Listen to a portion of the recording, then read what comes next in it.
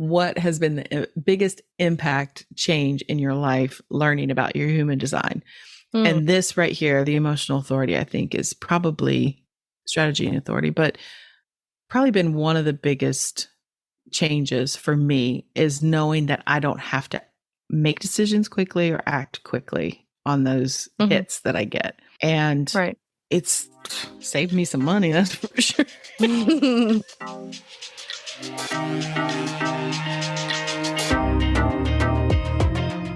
Human design reveals who you are energetically and who you came here to be. I'm Dana, human design specialist. And I'm Haley, the human design newbie. Listen in as we explore how leaning into your authentic self is your ultimate path to success. Welcome to the Human Design Hive podcast. Let's get into it. Hello. How you doing, Haley? Hi. This is the first we can get on the podcast and start recording and maybe get to it without chit-chatting a lot before because you're staying in my house. You are right down the hallway. You've been here, staying here for a couple days. Almost a week. Yes. And there's only 2 more days left. I know. But yeah, so we're trying this out to see if we could do this. I don't think we'll ever do it again, but just in case, maybe when you come back and visit sometime. Anyways, so yeah.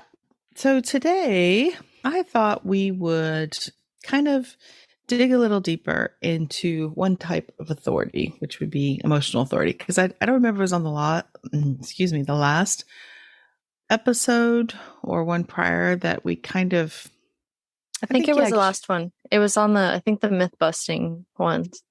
I talked about authority was kind of like the most the hardest thing for me to really grasp. Which makes sense because you're not an emotional authority. Yes.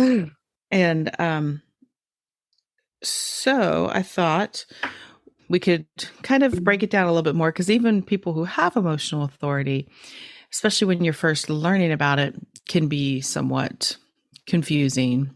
And another one of those things in human design, when you first learn about it, you're like, I have to wait. Which I don't know. We all have to wait. So emotional authority, it's important, I think, for everybody to understand it because half of the people on the planet have emotional authority. It's a pretty even split, 50-50. Right. And so if you haven't dug into authority too much yet, I went back and looked, it's episode 4, where we kind of quickly, or not so quickly, went through, it is quickly because there's a lot to cover. So we did it all in one episode, what the different types of authority are. So it's more of a overview of all of them. But so if you're not familiar, you can go listen to that first, or you can just stick with us here and we'll just kind of go into this one. So authority, then, how do you understand authority overall? What is authority? So authority is let's see. To be fair, you were working literally 5-10 minutes ago. Shifting gears here. Well, okay, so and I kind of asked you about it on the last episode because mine, I'm splenic authority, even, but so, and then you said it's kind of that was in the now, in the present, the fear. So I don't know how to explain authority broadly. Okay. Well, authority broadly is really they generally call it inner authority, but what it is how you are designed to make decisions. And it is really the way it's how your body informs you. It's how not your head makes decisions, but how your body helps inform you of what decisions are correct for you, depending on your type and your strategy. So there are the main types of authority are the emotional authority, like you said. That is if there were, which there is, a hierarchy of authorities, emotional authority is top. Then there's the sacral authority, splenic authority, and then they get kind of a little more elusive. You could sometimes look and see a bunch of different types of authorities listed out, but those are the main three. And then there's going to be like the will center, ego, authority. And then for projectors, if they're not splenic, it's all these different, or emotional. There's like, they'll say like ego projected, mental projected, all these things, but basically they kind of all are one, where these are people that have to talk out their decisions. But so yes, the splenic is based in the spleen center, in the now, instinctual awareness, sacral response, yes or no type thing. And then the emotional, solar plexus, which is more about clarity over time. Right. And so you have emotional authority. If you look at your chart, making it very basic here, the emotional solar plexus, if you're looking straight at your chart, it's going to be, there's two triangles in the chart towards the bottom that face each other. And they're both, if you're looking at a traditional chart, it's going to be colored in brown. But basically, there's going to be color in that center in the emotional solar plexus. And if it's not colored in, then you're not emotionally defined. So, and it's the one that's on the right. Yes, thank you. It's the one that's on the right. Spleen is on the left, solar plexus is on the right. So that's how you know. Also, pretty much anywhere you get your chart run, it's going to tell you your emotionally defined, emotional authority. So if you are defined emotionally, that means that the energy of that center is consistent, right? Yeah. Sort of. It is consistent. Like it's your energy, but it moves in waves. This is a motor, right? So it's energy that moves us, that drives us, and it moves energy through the chart, but it does it in waves. Right. Okay. You're right there. I'm with you. Okay.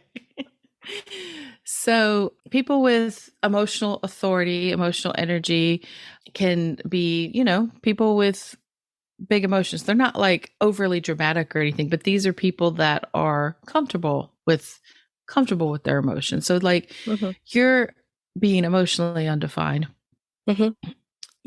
When you experience, you have your own emotions, but you are influenced by those around you and how their emotions are.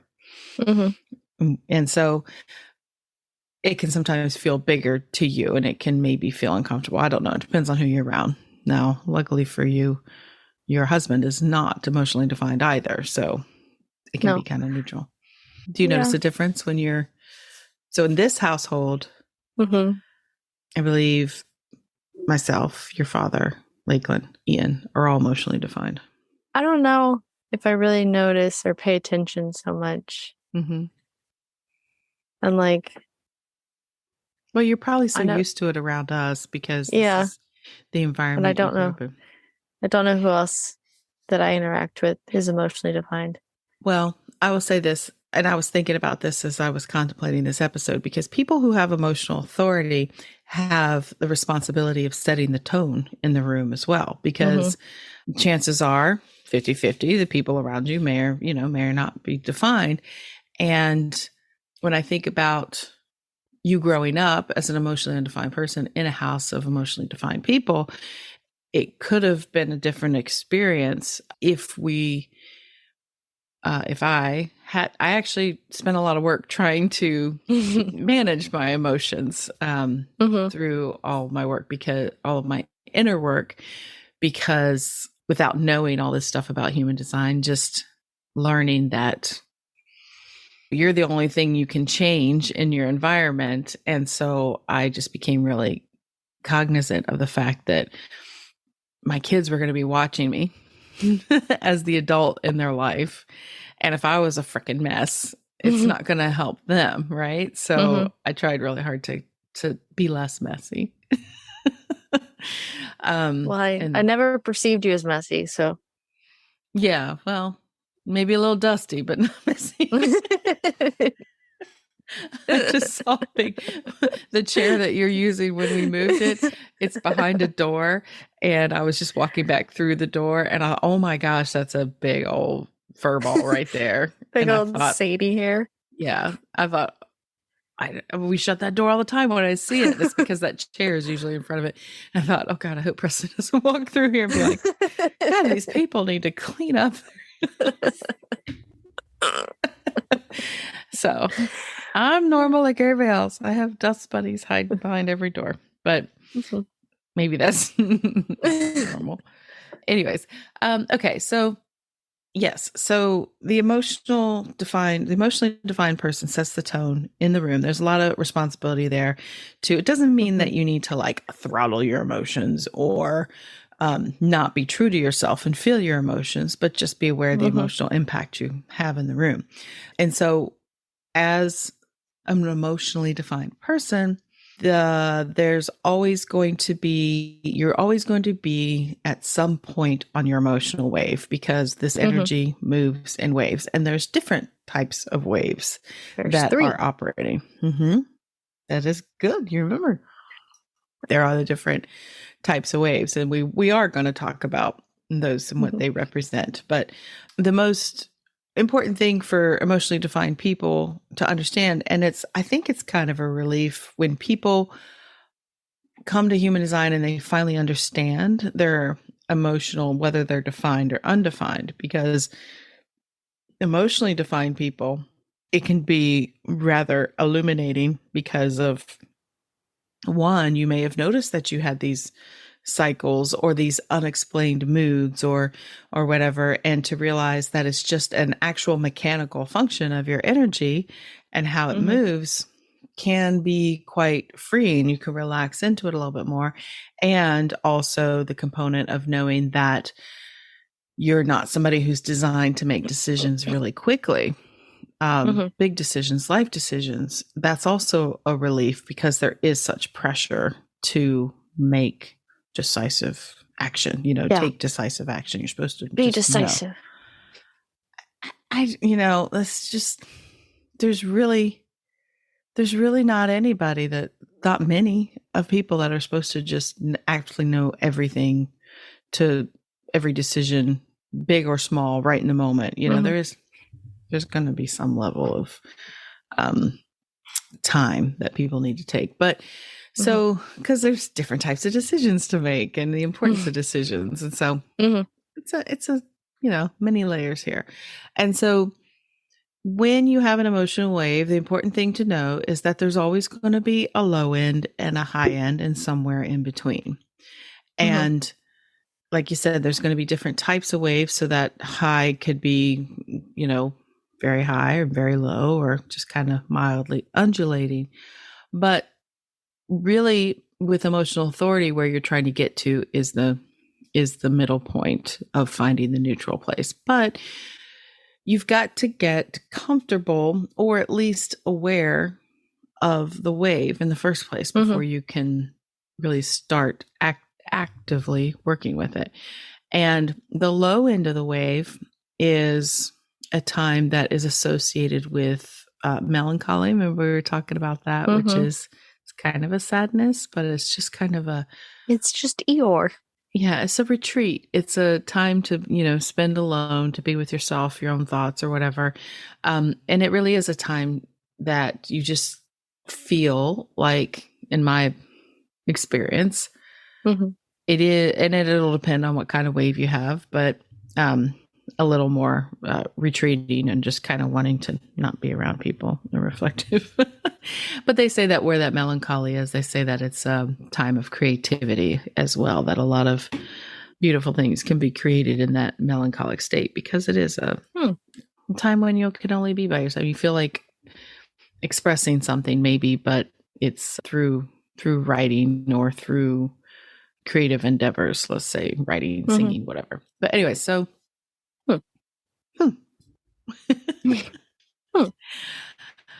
so let's talk about the different types of waves, because I think that helps, because there's going to be, like you said, there's the 3 waves, because there's sorry, I keep seeing the dogs. You're looking out the window too. You're looking at the chart where the solar plexus sits. It can connect to the root, and you'll see the 3 channels that come from the root that go to the solar plexus, and then 2 of them continue on up to the throat. And then you'll see there's also a connection point between the sacral and the solar plexus. There's a channel there. And then there's one that connects the solar plexus to the will center. And so the different waves, the one you were talking about, let's talk about the individual wave first, which is the channel. If you have the channel 19, because obviously if you're going to be defined emotionally, you're going to have a channel that connects to your solar plexus. How it works. That's how it works. And you can have more than one definition. You can have more than one wave. I think if we just said that or not. But if you have the channel 1949, which is that one from the root to the solar plexus, or the 3740, oh, excuse me, back that up. I'm not giving you the right ones. Run it back. I was starting at the top, but we're supposed to be talking about individual. Okay, so we're starting with the individual wave. So that is the 3955, which again is from the root to the solar plexus. There it is. 3955, and then the 1222. There it is. And that's that continuation there. And so this is the one that is the large wave of like big emotions, high highs, big span, low lows. And when we talk about what we're talking about, when we say, oh, it's an individual wave, what does that mean? Well, that means it's part of the individual circuit, because there's another episode on circuitry. I think it's episode 9. I was looking at it before. Circuitry is, like the wiring in the house. We have all these gates and we have all these connections between the centers, but they all have different circuits. There's the individual circuitry and collective, tribal, and collective surgery. Yes, I'll take the collective surgery. That's terrifying. Okay, so individual circuitry in the chart, there's many channels that are involved here, is all about mutative energy. It's energy that's meant to change things. It is it's energy of being different, because change is going to start first at the individual level. There has to be the individual that breaks away and does something a little bit differently than everybody else. And so this also carries a lot of knowingness in this circuitry. In these gates and channels, there's a lot of themes of feeling different, having a knowingness, meaning you literally what it says. You just know what you know. You don't always know why you know it or how you know it, but it's just there. And knowing and it's hard to try and describe something without using the words that describe it. So this can make a person with even just one or two of these channels feel like they are somebody who feels a little different than everybody else. And if they have emotional authority, meaning it's going through one of those two channels, it can be rather intense for these individuals. They can really feel out of sorts because they feel so different. And then their emotional wave, I mean, how am I trying to say this? I can understand with the wave being the way it is, but also with the feeling, the theme around this energy of being different. These are people that could be seen as very intense, moody people at times, because, and what I've seen on some people I've talked to about, I don't have this, I have like the 55, but I don't have any of these channels, is that it can be very noticeable, especially if it's a conscious, black line, if it's a black line, if it's a conscious side of your design, you could be very aware of it. And this is where I say that information like this could be life-changing for someone, because they already feel different. And then if they have these mood swings that they don't really understand why they have them, they could have even been perhaps diagnosed with certain conditions or whatever, depression or, all these other things, that because the lows can be very low, but it always shifts. It always changes. That's what's important to understand about emotional energy. If you have it in the emotional wave, is that it doesn't last. It can last longer than it needs to if you are in the low part and you just want to and maybe You this just has kind of happened. wallow in it. Yeah. Mellow in Especially, yeah. And I think that people that don't have the awareness of this mechanic, that they could spend more time there than they need to because of that. It will pass. This too shall it. pass. But where you focus your attention, that's where it's, going to keep going. And so, I mean, the way that human design, predictions, astrology, all this stuff points to us shifting into these new areas of awareness and these new paradigms, and especially in the human design system, this is the emotional solar plexus is going to become the new primary awareness center in the Right. human energetic system. And so that's why it's so important. I think that's why half of us are defined and undefined, is that to learn about this from both sides of it, basically. Right. So yeah, so if you have this emotional wave, it's just important to understand that it will pass and to really just start to pay attention to it. So then the tribal wave is the one I was starting to talk about, which is the 1949 and the 3740. So it starts from the root, but then goes to the will center. And then it also includes, even though it's part of the defense circuit, but that's within kind of tribal circuitry. Yeah. Oh, look at you, fancy. Well, we talked about it before, and I was like, so it's more like a sub-circuit. And you're like, yeah. Yeah, because there's only two channels. The 59.6, which is the one that connects to the sacral. And so this is the one that's the smaller wave. There's smaller undulations here. It's a little high, a little low, not too bad. And it's more often felt more intensely when it's around what? You weren't waiting for what? You weren't ready for it. Was not. Okay, so it's part of the tribal, like when you're around family? I don't know. Yeah, if you have things particularly going on in your family situation, your community, your friends, that kind of the people that are close to you, your tribe, it can sometimes, the wave part of it, the emotions can feel a little more intense. But for the most part, it's not particularly like mood swings. It's just kind of, and so I have this is the only one I have, and the 59.6.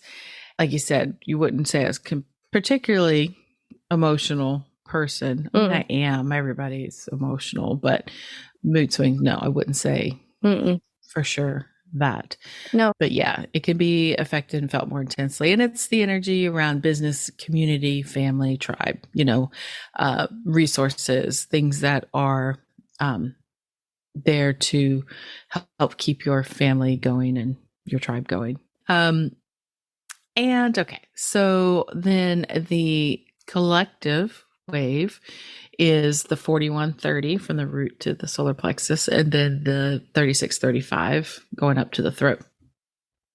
And this is a kind of a medium wave, and it's more of a gradual climb. This is the one that kind of glides up and then drops it. Yeah, and drops it down. Something that kind of builds, energy builds, whether it's good energy, happy, uplifting, it can kind of build, but then just your mood can crash, or it can be anger, irritation, whatever it is. It's just, these are just people that sometimes just kind of have a break. They seem like okay, and then it's just like their mood just plummets, crashes, whatever you want to say.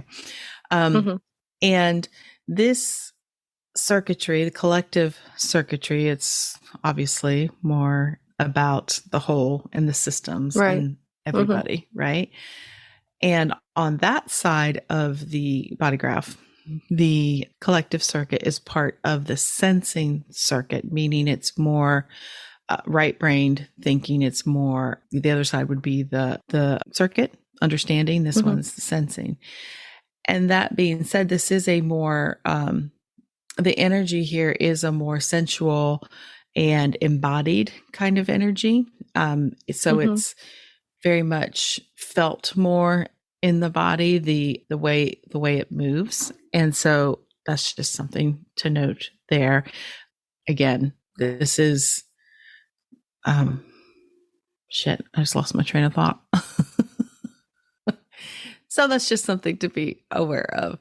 Now, Mhm. the question everybody always has about their wave is, what do you think? Which one is it? After I that, don't know. Uh, if you were told you had a wave and it's going mhm. to, have these spikes or these waves and you just have to write it out, what would you want to know? How do I know where I am in the wave? How do I know where I am? And the other one would be, how long is it going to last? There it is. When will this be over? Okay. So I have, well, answers those. One you probably like, one you wouldn't like. Eh, We'll start with the one you won't like. 50-50. Right? Is each person's wave is different. And Hey. there's no set time frame for how long a tribal wave or a collective wave or anything lasts, just because this is human design and this is the individual and this is everybody's individual experience of their own wave. Mm-hmm.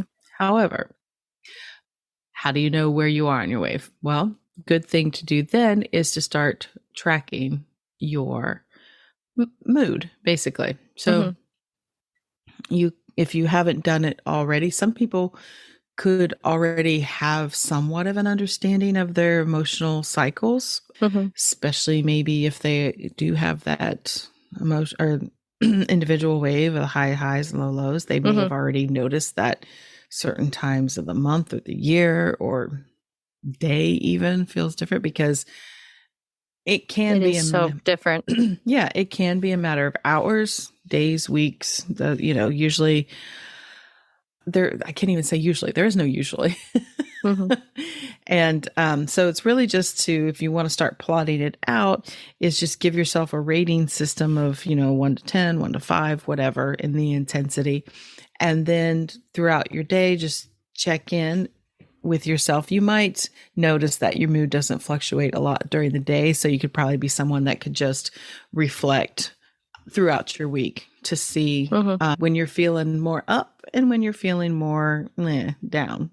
And it doesn't have to be sad down. It can just be like a Can I, yeah, not a high, eh, not a, and then forward, kind of just, yeah, you might start to see it now. Like I said, mine is tribal, but it's also emotionally, or excuse me, it's unconscious, the whole channel. So it's all red. Mm-hmm. And so that being said, it's a little more elusive to me to figure out. I'm not really sure sometimes if it's just my schedule that is affecting it or if it's my emotional wave at times, because I Mm-hmm. notice that no matter what my best intentions are, leaving on a Friday or Saturday, I might get excited about the weekend to like have all these ideas and do all this stuff and get things done. But then Sunday hits Mm-hmm. and I can be just like, quite often, Sunday, late Sunday into early Monday, I'm usually not in the best. I'm You not get the usually, Sunday scaries. I do. And it's not even, like there's a big, it's like I have to get up at 7, commute to an hour to get to my job that I hate, that I work, 50 hours a week or anything. It's not like that. I mean, I'm pretty flexible in I do Mm-hmm. work, but outside of the home, Still just not really what you want to be doing. yeah, but it's still pretty flexible and there's plenty of enjoyable things in that. But yeah, Mm-hmm. I just notice sometimes that it can kind of bottom out around that time. So I'm still playing with it. Okay, so that's just also something for everybody to note, is to notice where your connections are, what channels you have. If you have more than one wave, you've got to kind of track both of them. So, and you might start to see an overlap, but then also, is that connection conscious or unconscious? Just kind of play around with that. Mm-hmm. This is not going to be like, oh, I suddenly understand it all and I know everything what to do. This human design, the whole part of it is like, it shows you the thing and then you got to like experiment with it. You've got to Mm-hmm. play with it. But really, the purpose of that wave, as we said, is to see how you feel. How are you feeling as you have decisions to make so that you can be more aligned with the decision you make, that it is probably better for you, because all these things, strategy and authority, they're there to help you make these decisions that are correct for you to get you on that path of least resistance, right? Because if we are all starting to live that way, I mean, imagine what we could all get done together if we all, what a world. I know, if we as individuals are paying attention to what feels right and good for us, I know that there's all this, people say, well, we can't all do what we want and be individuals, and that's chaos, but it's not. It's not. It is, we're all contributing to the whole in some way anyhow. Yeah. And so we, better we do it because as we're meant to. Even with the whole individual circuitry, whatever, it's not just to benefit the single person, it's to benefit the whole overall, but it is through the change of one person. Right. Yeah, because exactly the purpose, and the individual might not always know that that's what they're doing, but still, you're right. It's not, nobody lives in a vacuum. No. We're all here interacting with each other. So this is to help us make sure that we're using our energy correctly and what is going to be the best use of our energy. So that being said,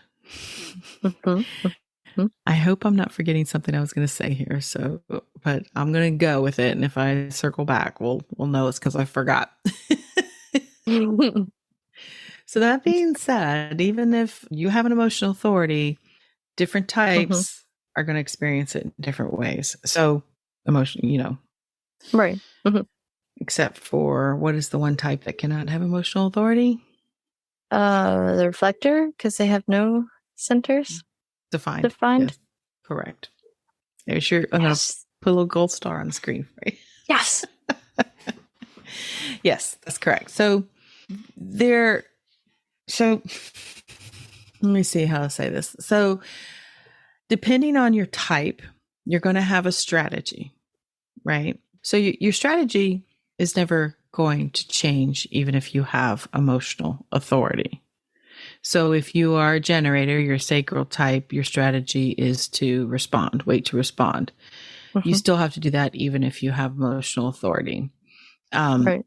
So it just influences, things just are influenced by this. So that being said, so with the two sacral types, generator, manifesting generator, both sacral types, they get the sacral hit. They get the yes or the no, the or But depending on what the situation is or what the decision is around, not these simple little decisions, but if it's something that involves, say, another person or considerable use of their energy, their time, their resources, this is where emotional authority comes into play, because they are not designed to make that decision right there, because we don't know where they are. We don't know. They don't know. They're not, depending on where they are in their wave, they don't know if they're making the correct decision or not. So if you get a sacral hit for a yes for something, and you have emotional authority, you do not immediately then act on that. You have to take some time. Now, we don't know how long exactly, but I say at least try to wait overnight, sleep on it. Might get a little more clarity. So if it's a yes, and then it's a yes again, and then it's a yes again, depending on how big the decision is, then it's pretty good indicator that this is a correct decision for you. Now, if it's when you are posed with a choice or a decision and it's a yes, and then 24 hours later it's a maybe, and then it's like a yes and it's a no, it's a yes, but then it's probably a no. Not probably, it should be a no. Because, and I think we had this, example with your dad recently, because he was offered an opportunity for him to, how do you explain it? So he has a side business. He does, it sounds weird to anyone outside of this area. So he go ahead. He steams oysters on a steel plate and serves those hot, but then also in that he cooks pine sap potatoes Mhm. which are just potatoes cooked in this large cauldron of pine sap. It's pretty straightforward. It's weird. So you may have questions, just accept it. It's good. It's very regional. We live in South Carolina. Oysters are big here, and it's Mm-hmm. something that we always did here at our house. We have the what they call here the oyster roast. Everybody loves an oyster roast, right? Mm-hmm. And we got quite known for our oyster roast in our house because the way Yes. your dad Yes. does them, over Mm-hmm. open fire. And He he doesn't serve has cold oysters. I will not serve cold oysters. He doesn't even have an accent. I don't know. So he started this off-season business for him, which is on season for oysters, Mm-hmm. and it's quite unique because the It's called the traveling Traveling Oyster Co. the travelingoysterco.com. Check it out if you're in the South Carolina region, and it's great because he built his own Mm-hmm. rig because he is a manifesting generator.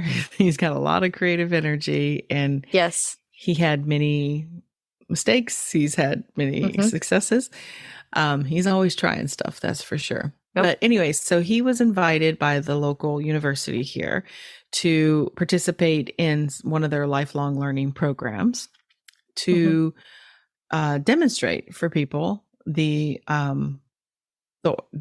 roasting process with his setup and these Mm-hmm. pine sap potatoes, right? So just so Mm-hmm. you know, you don't eat the pine sap. It just cooks in it and seals it, and then you open it, you got the great potato. It's great. So, anyways, this originated several months ago, and at first it was like, yeah, and I thought it was a good opportunity for him, but really Mm-hmm. his first, decision was like, yes, and then maybe no, yes, maybe. But recently came time to when he was actually going to do it. And it Mm-hmm. was starting to see that as he was talking about it, he was unsure of doing it because really every indication showed that it was probably not the right thing. But he was trying to talk himself into it because it should be a good Mm-hmm. opportunity. And I sat there and Right. had the conversation with him. And this is helpful for all of you out there that even if you're not an emotional authority, you have someone in your life, chances are that might be, is we got to the question. I was like, look, I think you're trying to talk yourself into it. And it was so typical of a sacral person to say, well, I can do it. Mm-hmm. It's not that big of a deal. It probably won't I be can that do it. bad. Right? Mm-hmm. It won't be that bad. And I was just I think like, that's word for word what he was saying. I know. But I was like, no, I think when we look back, you've had time to consider it. And Mm-hmm. I don't think it's ever been a real yes. It might have been one or two yeses. And he was like, no, not really. But he ended up not compromising, but he made a good, I think, choice that he felt good Mm-hmm. about, which was just doing part of it, which was the potatoes. And it went really great. Yeah. He said it went, Mm-hmm. this was yesterday, wasn't it? No, day It before. was Day before. It was Tuesday. Tuesday. Yeah. And so since he finally got honest and listened to what his authority had shown him over time was that this Mm-hmm. was not the best decision for him. We were able actually through using some of these tools that he didn't know I'm using on him, asking him questions, to see it was really the oyster part of it that was really Mm-hmm. worrying him and he wasn't so sure about. Because what they wanted was just so different from how he does it, and he's like, I don't want to do it that way because it's not how I like to do it. Yeah. And so since he realized he could have a choice to do it just partially and did it, and it was a big success and everybody loved it. And so that was a very long story. Maybe not. I always think these are. But no, I think it's good to have those stories like that so you can show actual examples and talk through them and, Yeah. I like real world examples. Yeah.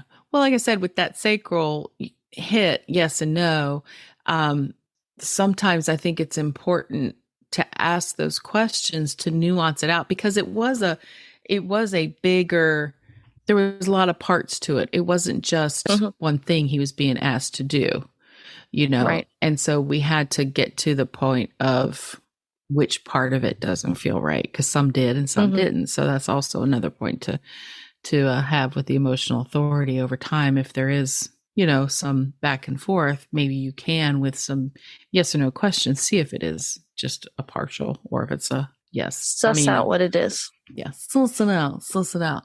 And so it's a fun word.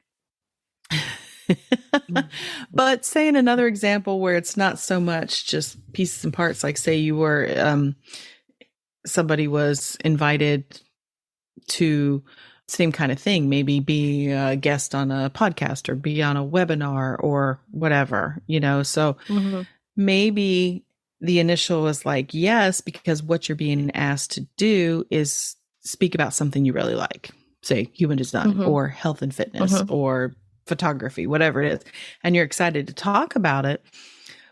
But when you think about, well, maybe the audience or the venue, or there's something that's like, and this is what Richard did too, it's just like, I want to do this because I really like this, but, and so something's just not, you think it's a yes, but then the next day it's like a no. And so what can happen if you still go through with those things because you think you should, because it should be a good opportunity, it may be that it turns out okay, but the results of it may not be what you hoped, or it's like maybe the customers you get out of it are not people you really want to deal with, or the experience itself is like lackluster. But the rule of thumb is that if in general, if you have that decision, make it more simple. Moving, I don't know, whatever it is, simple, like moving, so simple. Yeah, I can attest. It's very simple. Sometimes that wishy-washiness can be the experience you end up having made that decision with not, a lot of clarity. You're not going to always have clarity through the experience. So, just remember that your strategy and authority are there to help you make these aligned decisions of what is a good use of your energy. Everything's a learning experience. It's whether you're going to learn it through, good feelings, joy, or, or difficulty. A little more difficult feelings. Right. So say you're a non-sacral type, being a manifester or a projector. Obviously, reflector's not going to have this authority. How does that play out with emotional authority? Well, again, the strategy is to wait for the invitation to be invited or recognized. Right. So as a emotional projector, well, that's for the, I was going to say that authority is specific to the projector. Yeah, that's what I meant to say, because that's where I was thinking. I got Fully you. projector, correct? Yes. The invitation, that means that, and I think it can be very difficult for a projector to not want to latch on to the invitation, because a lot of times they're waiting for an invitation. But I mean, not that they're just wallflowers sitting around waiting for invitations, but I mean, I know projectors that they do like to be, recognized for what they have to offer. But where your emotional authority helps you gain clarity is, are you being recognized for what it is you want to be recognized for? You can give yourself time and space to be like, yes, this is an invitation. Yes, again, I could do this. This is something I might be good at, but is this what I want to do?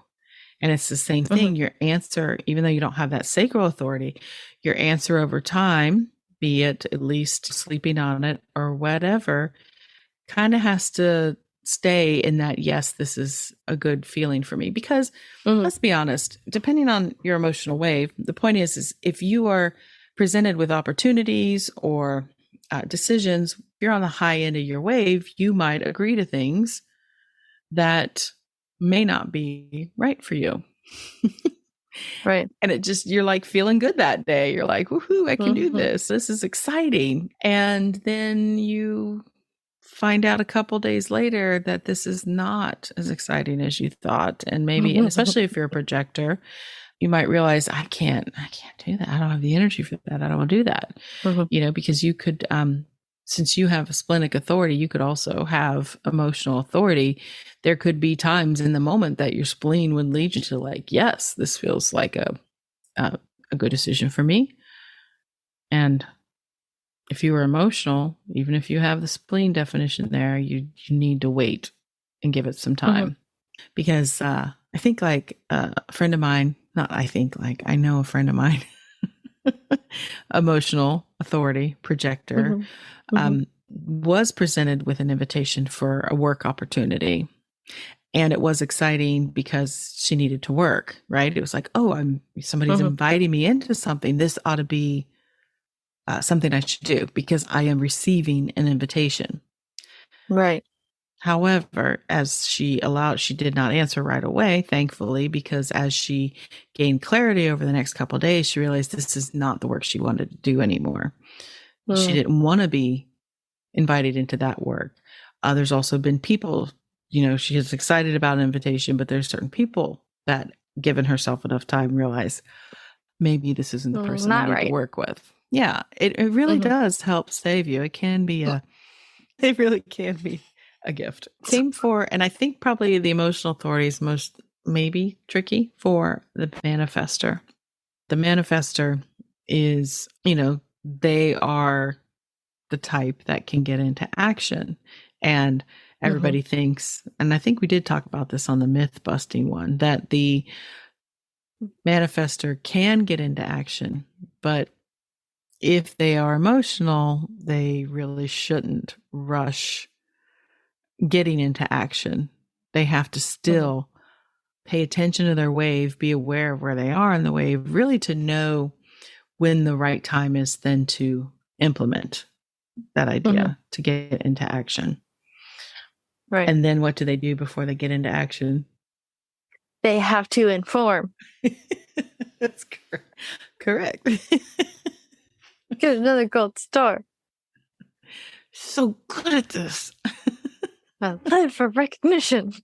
Uh, so in this fast-paced world where Mm-hmm. everybody is expecting to have the answers now, you have to make the decision now. I mean, marketing, all the marketing that's out there is the countdown timers and the like fast action bonus, and you've got to buy this now or you're going to lose this There's discount. only 4 left in stock. There's only 4. So, oh my God, buy a plane ticket online, right?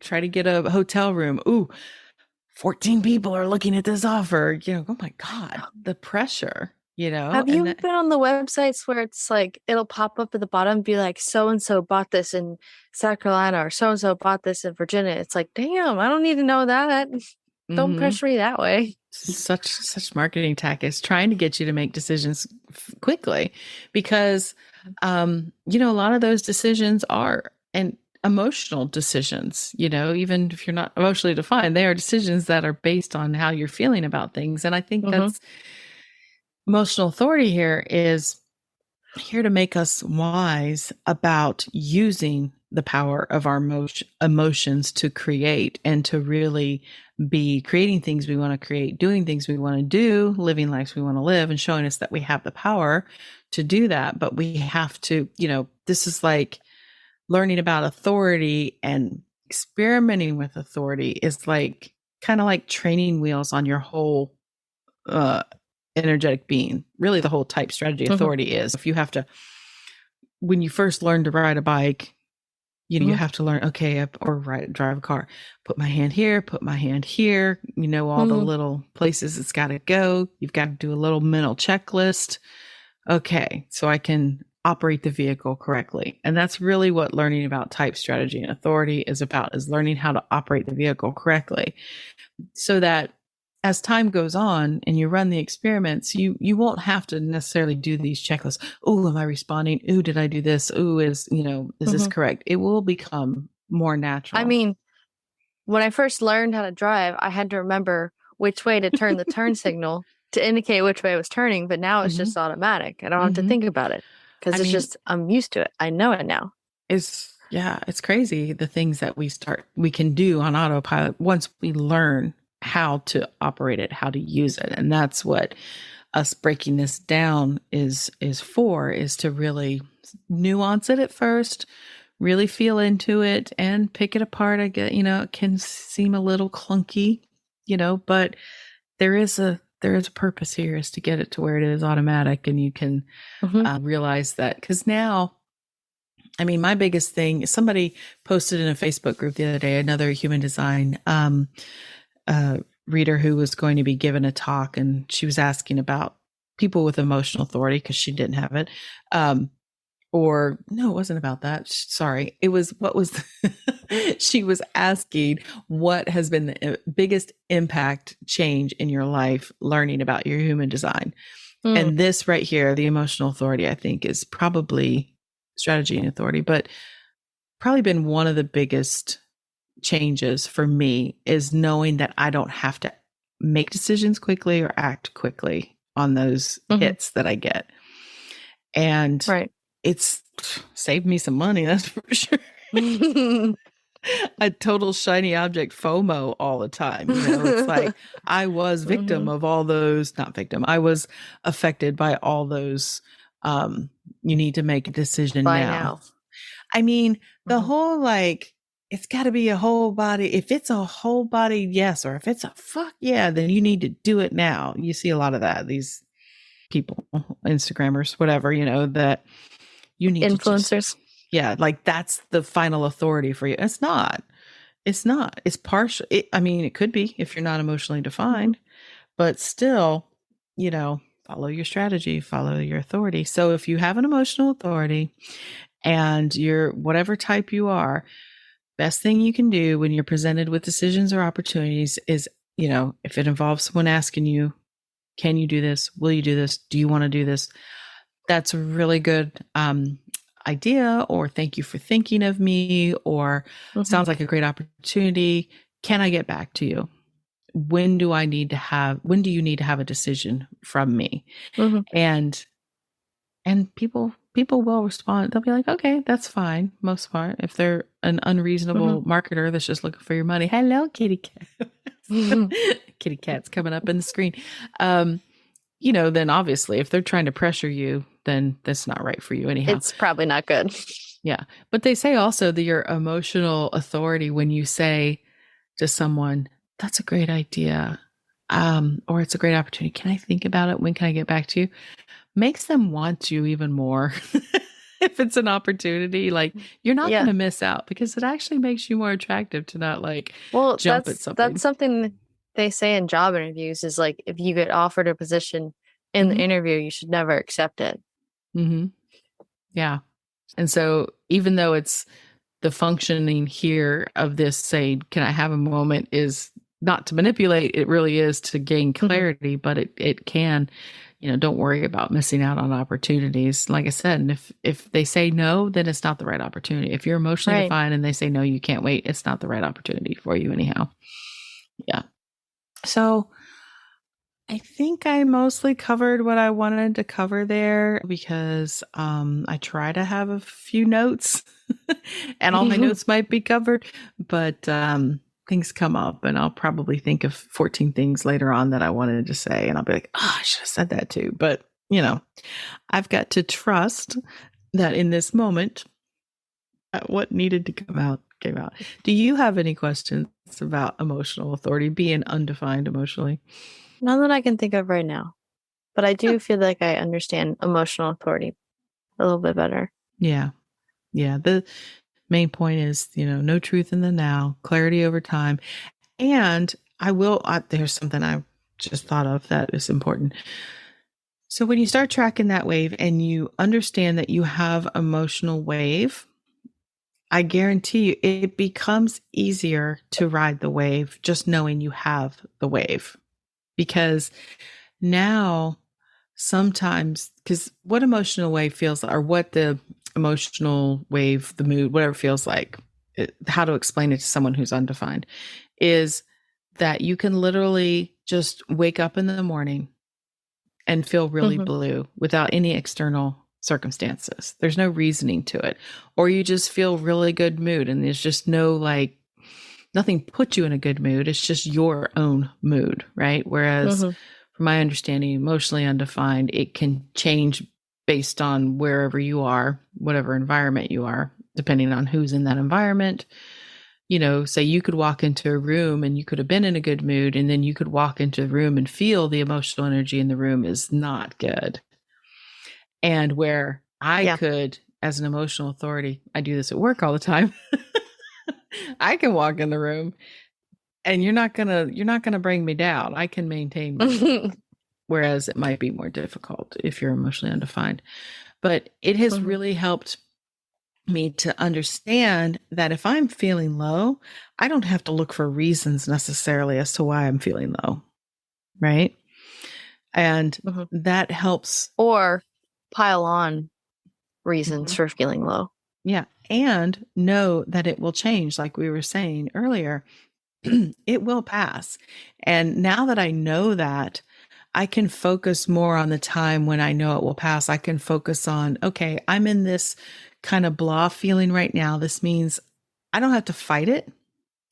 I don't have to like lie to myself about what's happening. I can just, like I said, time to maybe retreat, nurture, maybe do things that just feel good to me and doesn't Mm-hmm. have to be productive, doesn't have to be for anybody else, like going for Yeah. a walk or maybe going to see a movie or maybe watching 4 episodes of Below Deck on on the couch, which I don't do too often, but I Yeah. may want to. But you just kind And of you flow through it instead of just kind of yeah, and what sitting in it. happens over time is that this is how you raise your vibration to have more of that neutral space that you spend more time. The wave actually becomes a little bit, the waves become kind of shorter. What do we call it? A sine wave. We were talking about that before.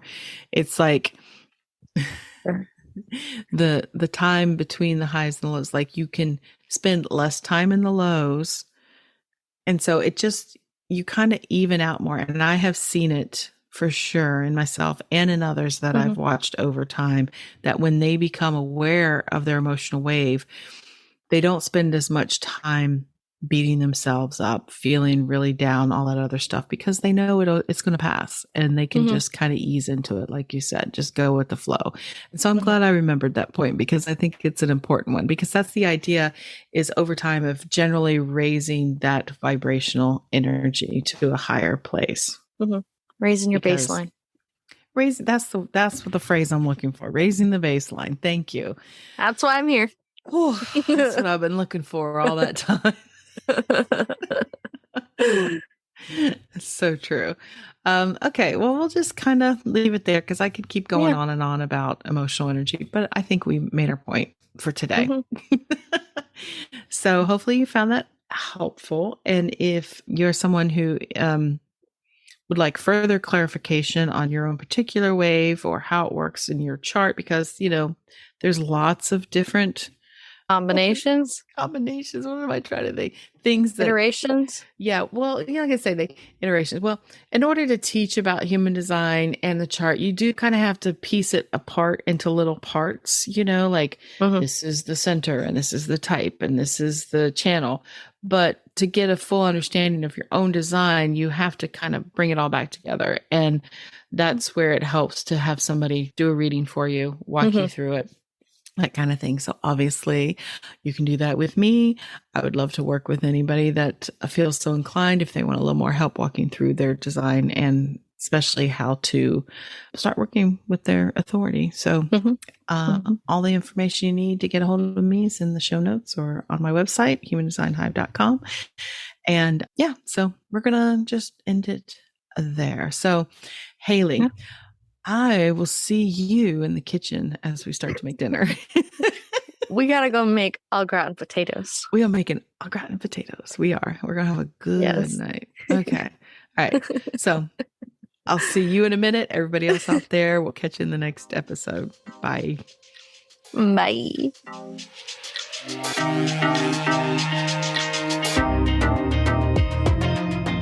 You made it all the way to the end of today's episode, so you must have liked what you heard. If you did, make sure you subscribe so you never miss an episode, and perhaps leave us a good review. And if you know someone who wants to dig into all things human design with us, make sure you share the Human Design Hive podcast with them. We'd really appreciate it. Thanks for listening.